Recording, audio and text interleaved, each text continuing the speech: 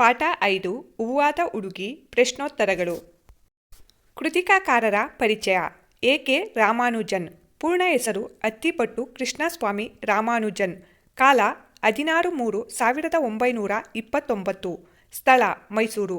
ಇವರು ದಕ್ಷಿಣ ಭಾರತ ಮತ್ತು ಅಮೆರಿಕದ ವಿವಿಧ ವಿಶ್ವವಿದ್ಯಾಲಯಗಳಲ್ಲಿ ಪ್ರಾಧ್ಯಾಪಕರಾಗಿ ಸೇವೆ ಸಲ್ಲಿಸಿದ್ದಾರೆ. ಇವರು 1993ರಲ್ಲಿ ನಿಧನರಾದರು. ಕೊಟ್ಟಿರುವ ಪ್ರಶ್ನೆಗಳಿಗೆ ಒಂದು ವಾಕ್ಯದಲ್ಲಿ ಉತ್ತರಿಸಿ. ಪ್ರಶ್ನೆ 1.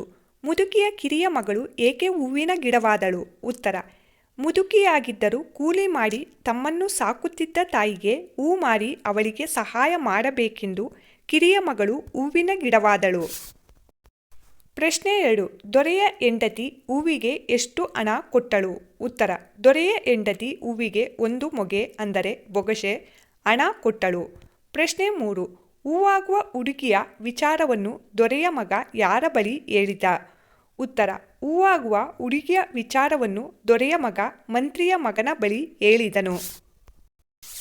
ಪ್ರಶ್ನೆ 4. ದೊರೆಯ ಚಿಕ್ಕ ಮಗಳು ಗೆಳತಿಯರೊಂದಿಗೆ ಎಲ್ಲಿಗೆ ಹೋದಳು? ಉತ್ತರ: ದೊರೆಯ ಚಿಕ್ಕ ಮಗಳು ಗೆಳತಿಯರೊಂದಿಗೆ ಸೂರ್ಯವನ್ನೇ ಉದ್ಯಾನವನಕ್ಕೆ ಉಯ್ಯಾಲೆ ಆಡಲು ಹೋದಳು. ಪ್ರಶ್ನೆ 5. ಪಟ್ಟಣಕ್ಕೆ ಹಿಂತಿರುಗುವಾಗ ಅಕ್ಕ ತಮ್ಮನಿಗೆ ಏನು ಉಡುಗೊರೆ ನೀಡಿದಳು? ಉತ್ತರ: ಪಟ್ಟಣಕ್ಕೆ ಹಿಂತಿರುಗುವಾಗ ಅಕ್ಕ ತಮ್ಮನಿಗೆ ಐಸಿರಿಯ ಅಂದರೆ ಸಂಪತ್ತು ಅಥವಾ ಐಶ್ವರ್ಯ ಉಡುಗೊರೆ ಕೊಟ್ಟು ಕಳುಹಿಸಿದಳು. ಕೊಟ್ಟಿರುವ ಪ್ರಶ್ನೆಗಳಿಗೆ 3-4 ವಾಕ್ಯಗಳಲ್ಲಿ ಉತ್ತರಿಸಿ. ಪ್ರಶ್ನೆ 1. ಅರಮನೆಗೆ ಹೂ ಎಲ್ಲಿಂದ ಬರುತ್ತದೆಂದು ದೊರೆ ಮಗ ಹೇಗೆ ಕಂಡು ಹಿಡಿದನು? ಉತ್ತರ: ದೊರೆಯ ಮಗ ಅರಮನೆಗೆ ಹೂ ತಂದು ಕೊಡುತ್ತಿದ್ದ ದೊಡ್ಡ ಹುಡುಗಿಯನ್ನೇ ಹಿಂಬಾಲಿಸಿ ಹೋಗಿ ನೋಡಿದ. ಆ ಮನೆಯ ಸುತ್ತಮುತ್ತ ಹೂವಿನ ಗಿಡಗಳಿಲ್ಲದ್ದನ್ನು ಗಮನಿಸಿ ಇಂಥ ಹೂ ಎಲ್ಲಿಂದ ಬರುತ್ತದೆ ಎಂದು ಯೋಚನೆ ಮಾಡುತ್ತಾ ಅರಮನೆಗೆ ಬಂದನು. ಮಾರನೇ ದಿನ ಸೂರ್ಯ ಹುಟ್ಟುವ ಮೊದಲೇ ಹೋಗಿ ಹುಡುಗಿಯರಿದ್ದ ದೊಡ್ಡ ಮರದ ಮೇಲೆ ಕುಳಿತುಕೊಂಡ. ತಂಗಿ ಹೂವಿನ ಗಿಡವಾದಳು. ಅಕ್ಕ ಎಚ್ಚರಿಕೆಯಿಂದ ಹೂ ಬಿಡಿಸಿ ನಂತರ ನೀರು ಸುರಿದಾಗ ಮನುಷ್ಯಳಾದುದನ್ನು ದೊರೆ ಮಗ ನೋಡಿದನು. ಹೀಗೆ ಅಕ್ಕ ಹೂ ಮಾರಲು ಬರುವುದನ್ನು ದೊರೆ ಮಗ ಕಂಡುಕೊಂಡನು. ಪ್ರಶ್ನೆ 2. ತಂಗಿ ಹೇಗೆ ಹೂವಿನ ಗಿಡವಾಗುತ್ತಿದ್ದಳು? ಉತ್ತರ: ಅವರ ಮನೆ ಬಳಿ ಒಂದು ಮರವಿತ್ತು. ಅಕ್ಕ ತಂಗಿಯರು ಅದರ ಕೆಳಗೆ ಗುಡಿಸಿ ಸಾರಿಸಿ ರಂಗೋಲಿ ಇಟ್ಟು 2 ಬಿಂದಿಗೆಯಲ್ಲಿ ನೀರು ತುಂಬಿಸಿ ಇಡುತ್ತಿದ್ದರು. ನಂತರ ತಂಗಿ ದೇವರ ಜ್ಞಾನ ಮಾಡುತ್ತಾ ಕೂರುವಳು. ಅಕ್ಕ ಅವಳ ಮೇಲೆ ಒಂದು ಬಿಂದಿಗೆ ನೀರು ಸುರಿಯುವಳು. ಆಗ ತಂಗಿ ಘಮಘಮಿಸುವ ಹೂವಿನ ಗಿಡವಾಗುತ್ತಿದ್ದಳು. ಅಕ್ಕ ಜೋಪಾನವಾಗಿ ಬೇಕಾದಷ್ಟು ಹೂ ಬಿಡಿಸಿದ ನಂತರ ಇನ್ನೊಂದು ಬಿಂದಿಗೆ ನೀರು ಸುರಿಯುತ್ತಿದ್ದಳು. ಆಗ ತಂಗಿ ಪುನಃ ಮನುಷ್ಯಳಾಗುತ್ತಿದ್ದಳು. ಹೀಗೆ ತಂಗಿ ಹೂವಿನ ಗಿಡವಾಗುತ್ತಿದ್ದಳು. ಪ್ರಶ್ನೆ 3. ದೊರೆಯ ಮಗ ದೇಶಾಂತರ ಹೋಗಲು ಕಾರಣವೇನು? ಉತ್ತರ: ತನ್ನ ತಂಗಿ ಮತ್ತು ಅವಳ ಗೆಳತಿಯರು ಸೂರ್ಯವನ್ನೇ ತೋಟಕ್ಕೆ ಉಯ್ಯಾಲೆ ಆಡೋಕೆ ಹೆಂಡತಿಯನ್ನು ಕರೆದುಕೊಂಡು ಹೋಗಿದ್ದು ಅಲ್ಲಿ ನಡೆದ ನಿಜ ಸಂಗತಿ ಅವನಿಗೆ ತಿಳಿಯದೆ ತನ್ನ ಹೆಂಡತಿ ತಪ್ಪಿಸಿಕೊಂಡಿದ್ದಾಳೆಂದು ತಿಳಿದು ಬೇಸರಗೊಂಡು ಸನ್ಯಾಸಿಯಂತೆ ಬಟ್ಟೆ ತೊಟ್ಟುಕೊಂಡು ದೇಶಾಂತರ ಹೊರಟನು. ಪ್ರಶ್ನೆ 4. ಅರ್ಧಂಬರ್ಧ ದೇಹವಾಗಿದ್ದವಳು ಹೇಗೆ ರಾಣಿಯ ಮನೆ ಸೇರಿದಳು? ಉತ್ತರ: ಅರ್ಧಂಬರ್ಧ ದೇಹವಾಗಿದ್ದ ಹೂವಿನ ಹುಡುಗಿ ಮಳೆಯ ನೀರಿನಲ್ಲಿ ತೇಲಿಕೊಂಡು ಮೋರಿಯಲ್ಲಿ ಬಿದ್ದಿದ್ದಳು. ಮಾರನೇ ದಿನ ಅತ್ತ ಕಡೆಯಿಂದ ಅರಳೆ ತುಂಬಿದ ಗಾಡಿಗಳು ಬರುತ್ತಿದ್ದವು. ಆ ಆ ಎಂದು ಕೊರಗುವ ಶಬ್ದ ಕೇಳಿ ಗಾಡಿಯವನೊಬ್ಬನು ನೋಡಿದನು. ಒಂದು ದೇಹದ ಮುದ್ದೆ, ಮುಖ ಮಾತ್ರ ಚೆನ್ನಾಗಿತ್ತು, ಬಟ್ಟೆ ಇಲ್ಲ. ಅಯ್ಯೋ ಮನುಷ್ಯ ಕಾಣಪ್ಪ ಅಂತ ಹೇಳಿ ತನ್ನ ತಲೆ ವಸ್ತ್ರವನ್ನು ಅದರ ಮೇಲೆ ಹಾಕಿ ಗಾಡಿಯಲ್ಲಿ ಕೂಡಿಸಿಕೊಂಡು ಮುಂದೂರಿನ ಆಳು ಮಂಟಪದಲ್ಲಿ ಗಾಡಿ ನಿಲ್ಲಿಸಿ ಅವಳನ್ನು ಮಂಟಪದಲ್ಲಿಟ್ಟು ಯಾರಾದರೂ ಅನ್ನ ನೀರು ಕೊಟ್ಟರೆ ಜೀವ ಉಳಿಸಿಕೊ ಅಂತ ಹೇಳಿ ಬಿಟ್ಟು ಹೋದನು. ಅದು ಅವಳ ಗಂಡನ ದೊಡ್ಡಕ್ಕಳ ಮದುವೆ ಮಾಡಿಕೊಟ್ಟಿದ್ದ ಪಟ್ಟಣವಾಗಿತ್ತು. ಆದ್ದರಿಂದ ಆ ಪಟ್ಟಣದ ಗೌಡೆಯರು ದಾದಿಯರು ರಾಣಿಗೆ ಈ ವಿಷಯ ಹೇಳಿದರು. ಮೊದಲು ಅರ್ಧಂಬರ್ಧ ದೇಹವಾಗಿದ್ದ ರಾಣಿಯನ್ನು ಅರಮನೆಗೆ ಸೇರಿಸಿಕೊಳ್ಳಲು ಒಪ್ಪದ ರಾಣಿ ದಾದಿಯರ ಒತ್ತಾಯಕ್ಕೆ ಒಪ್ಪಿದಳು. ಹೀಗೆ ಹೂವಾದ ಹುಡುಗಿ ಅರಮನೆ ಸೇರಿದಳು. ಕೊಟ್ಟಿರುವ ಪ್ರಶ್ನೆಗಳಿಗೆ 8-10 ವಾಕ್ಯಗಳಲ್ಲಿ ಉತ್ತರಿಸಿ. ಪ್ರಶ್ನೆ 1. ದೊರೆಯ ಕಿರಿಯ ಮಗಳು ತನ್ನ ಅತ್ತಿಗೆಗೆ ಮಾಡಿದ ದ್ರೋಹವೇನು? ಉತ್ತರ: ದೊರೆಯ ಕಿರಿಯ ಮಗಳು ತನ್ನ ಗೆಳತಿಯರೊಂದಿಗೆ ತನ್ನ ಅತ್ತಿಗೆಯನ್ನು ಕರೆದುಕೊಂಡು ಸೂರೆಹೊನ್ನೆ ಉದ್ಯಾನವನಕ್ಕೆ ಉಯ್ಯಾಲೆ ಆಡಲು ಬಂದಳು. ಅಲ್ಲಿ ತನ್ನ ಗೆಳತಿಯರೊಂದಿಗೆ ತನ್ನ ಅತ್ತಿಗೆಗೆ ಹೂವಿನ ಗಿಡ ಆಗಲು ಒತ್ತಾಯಿಸಿದಳು. ಆಕೆ ಒಪ್ಪದಿದ್ದಕ್ಕೆ ತುಂಬ ನಿಷ್ಠುರವಾಗಿ ಮಾತನಾಡಿದ್ದರಿಂದ ಅತ್ತಿಗೆ ಒಪ್ಪಿಕೊಳ್ಳಬೇಕಾಗಿತ್ತು. 2 ಬಿಂದಿಗೆ ನೀರು ತರಿಸಿ ತನ್ನ ಮೇಲೆ ಹೇಗೆ ಸುರಿಯಬೇಕು, ಹೇಗೆ ಹೂ ಕೀಳಬೇಕು ಎಂಬುದನ್ನೆಲ್ಲ ಅತ್ತಿಗೆ ಹೇಳಿಕೊಟ್ಟಳು. ಆದರೆ ಅದನ್ನು ಸರಿಯಾಗಿ ಕೇಳಿಸಿಕೊಳ್ಳದ ದೊರೆಯ ಮಗಳು ಹಾಗೂ ಗೆಳತಿಯರು ಅಡ್ಡಾದಿಡ್ಡಿಯಾಗಿ ನೀರು ಸುರಿದು ಎಲೆ, ರೆಂಬೆ, ಚಿಗುರು ಎಲ್ಲವನ್ನೂ ಹೇಗೆಂದರಾಗೆ ತರಚಿದರು. ಇದರಿಂದ ಅರೆ ಅಂದರೆ ಅರ್ಧಂಬರ್ಧ ಗಿಡ ಆದಳು. ಅಷ್ಟರಲ್ಲಿ ಗುಡುಗು ಮಿಂಚು ಮಳೆ ಬರಲು ಪ್ರಾರಂಭವಾಯಿತು. ಆಗ ಅವರು ಅಡ್ಡಾದಿಡ್ಡಿಯಾಗಿ ಮತ್ತೊಂದು ಬಿಂದಿಗೆ ನೀರು ಸುರಿದು ಓಡಿ ಹೋದರು. ಇದರಿಂದ ಆಕೆ ಮನುಷ್ಯಳಾಗದೆ ಕೈಕಾಲು ಇಲ್ಲದ ಅರ್ಧಂಬರ್ಧ ದೇಹವಾದಳು. ಮೈಯೆಲ್ಲ ಹುಣ್ಣಾಯಿತು. ನಂತರ ಆಕೆ ಮಳೆ ನೀರಿನಲ್ಲಿ ತೇಲಿಕೊಂಡು ಮೋರಿಗೆ ಬಿದ್ದಳು. ಆಕೆ ಏನಾದಳೆಂದು ಕೂಡ ನೋಡದೆ ದೊರೆಯ ಕಿರಿಯ ಮಗಳು ಹೊರಟು ಹೋದಳು. ಹೀಗೆ ತನ್ನ ಅತ್ತಿಗೆಗೆ ದ್ರೋಹ ಮಾಡಿದಳು. ಪ್ರಶ್ನೆ 2. ದೊರೆಯ ಮಗ ತನ್ನ ಹೆಂಡತಿಯನ್ನು ಹೇಗೆ ಪುನಃ ಪಡೆದನು? ಉತ್ತರ. ದೊರೆಯ ಮಗ ತನ್ನ ಹೆಂಡತಿಯನ್ನು ಕಾಣದೆ ದುಃಖದಿಂದ ಸನ್ಯಾಸಿ ಬಟ್ಟೆ ಧರಿಸಿ ದೇಶಾಂತರ ಹೊರಟು ಹೋದನು. ದೇಶ ಎಲ್ಲ ಸುತ್ತಿ ಸುಸ್ತಾಗಿ ಮದುವೆಯಾಗಿದ್ದ ತನ್ನ ಅಕ್ಕನ ಪಟ್ಟಣಕ್ಕೆ ಬಂದನು. ಗಡ್ಡ ಮೀಸೆ ಎಲ್ಲ ಬೆಳೆದು ಗುರುತು ಹಿಡಿಯಲು ಸಾಧ್ಯವಾಗುತ್ತಿರಲಿಲ್ಲ. ಕೊನೆಗೆ ಅವನ ಅಕ್ಕ ಅವನಿಗೆ ಎಣ್ಣೆ ನೀರು ಹಾಕಿ ಹೊಸ ಬಟ್ಟೆ ಕೊಟ್ಟು ಸೇವಕಿಯರನ್ನು ನೇಮಿಸಿ ಆತನನ್ನು ಸಂತೋಷವಾಗಿರುವಂತೆ ಮಾಡಲು ಪ್ರಯತ್ನಿಸಿದಳು. ಆದರೆ ಆತ ಯಾರೊಡನೆ ಮಾತನಾಡುತ್ತಿರಲಿಲ್ಲ.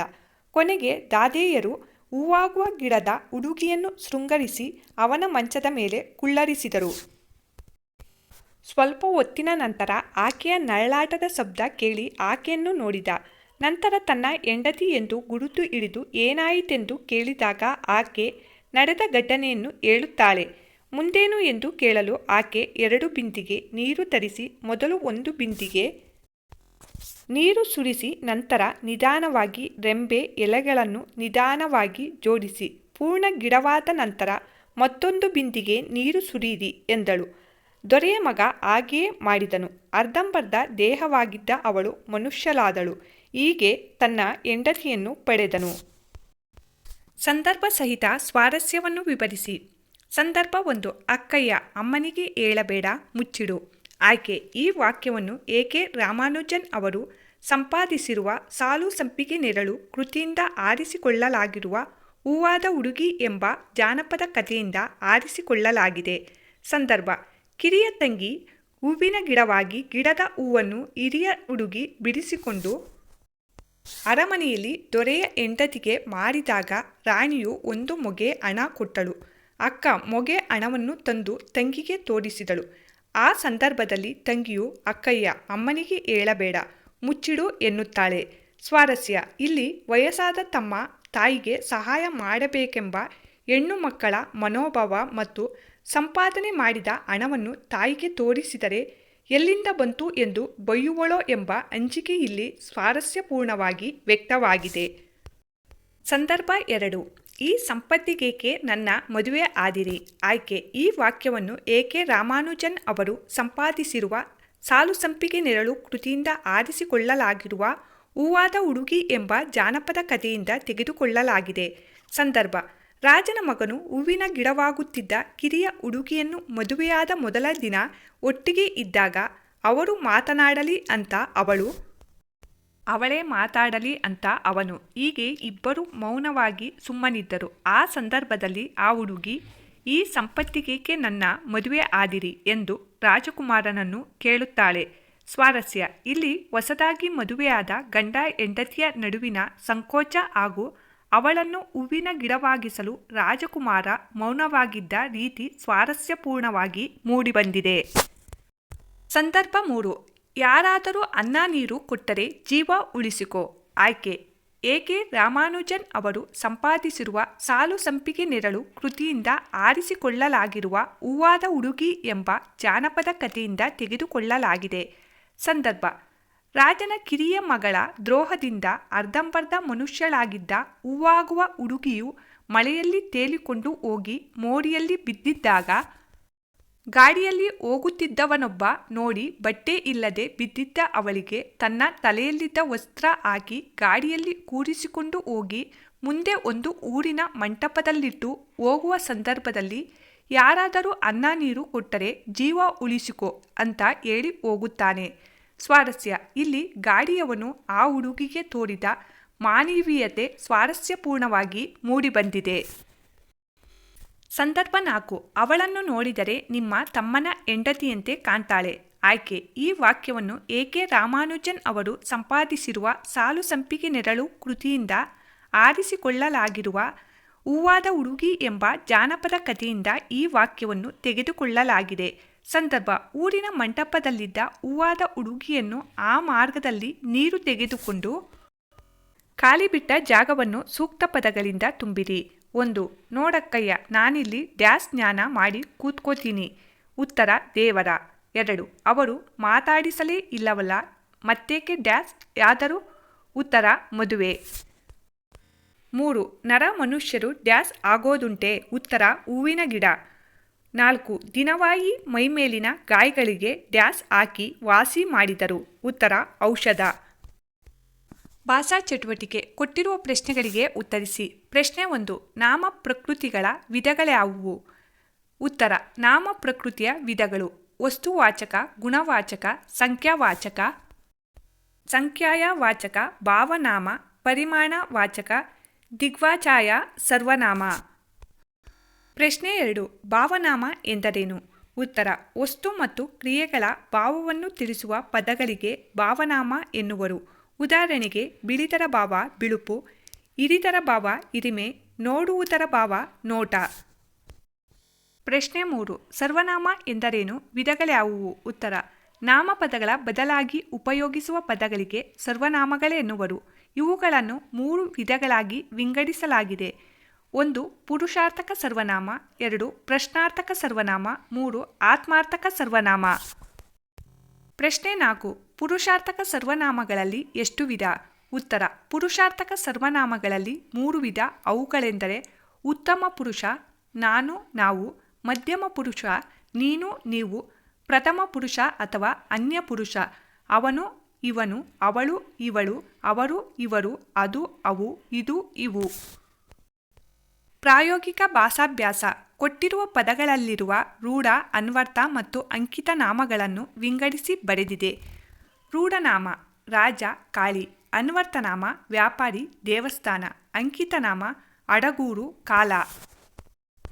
2. ಕೊಟ್ಟಿರುವ ಪದಗಳಲ್ಲಿರುವ ಪ್ರಥಮ ಪುರುಷ, ಮಧ್ಯಮ ಪುರುಷ ಮತ್ತು ಉತ್ತಮ ಪುರುಷ ಪದಗಳನ್ನು ಆರಿಸಿ ಬರೆದಿದೆ. ಪ್ರಥಮ ಪುರುಷ: ಇವನು, ಅವಳು, ಇವಳು. ಮಧ್ಯಮ ಪುರುಷ: ನೀನು. ಉತ್ತಮ ಪುರುಷ: ನಾನು.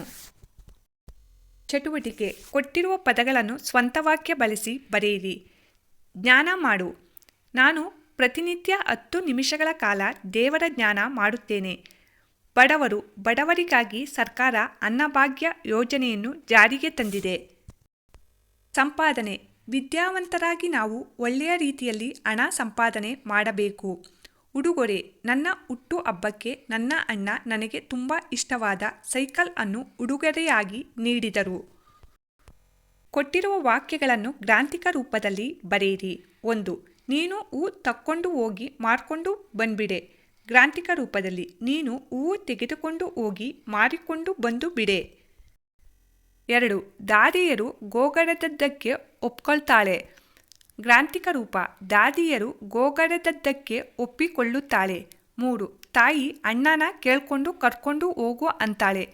ಗ್ರಾಂಥಿಕ ರೂಪ: ತಾಯಿಯು ಅಣ್ಣನನ್ನು ಕೇಳಿ ಕರೆದುಕೊಂಡು ಹೋಗು ಅನ್ನುತ್ತಾಳೆ.